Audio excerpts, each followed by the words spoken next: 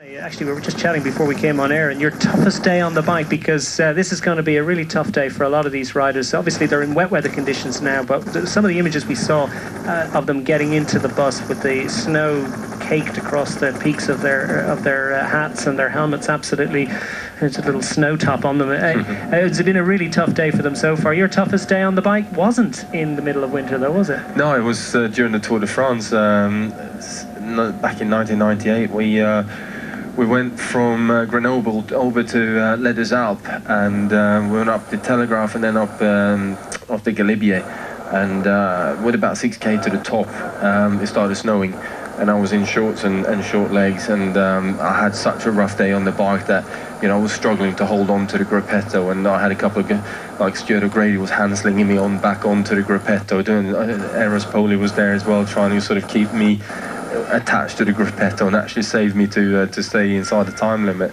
But I didn't dare to sort of stop at the top and put my raincoat on or put any kind of clothing on, because I figured if I let go of these guys now, I'm never getting back in again. So I started descending in 2 degrees, still short sleeved and short legs, and I remember shaking so much I almost threw myself off the bike, at which point one of the Rabobank cars came up alongside me, handed out a bottle, and I said, I don't want anything to drink. But he said, no, take it. And I almost burned my fingers off grabbing the whole of this bottle of hot tea. So I sort of held it in my hand for a couple of minutes until he sort of calmed down a little bit, and then popped the lid on and poured it over the top of me. And that kind of, it kick-started my whole system.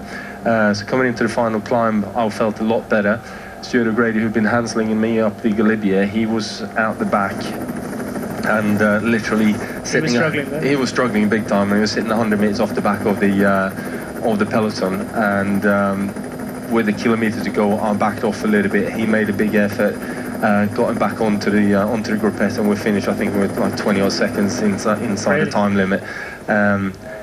I fell asleep with all my kit on my bed straight after that. I didn't even get out my kit, helmet, shoes, everything on. Woke up half an hour later when my sir came and said, look, it's time to jump on the table. Did it all again the following day? Did it all again the following day, but those are the days like this one today here, Milan San Remo, when, you know, the images that we've seen this morning, everyone will hate it when they're here right now, just like I did on that particular day, but it's the one day which really sticks in my head as, you know, one of the toughest one of my sort of proudest moment of getting through as well. You know, the way you manage to sort of overcome all the outside elements of things and really sort of push yourself a little bit further.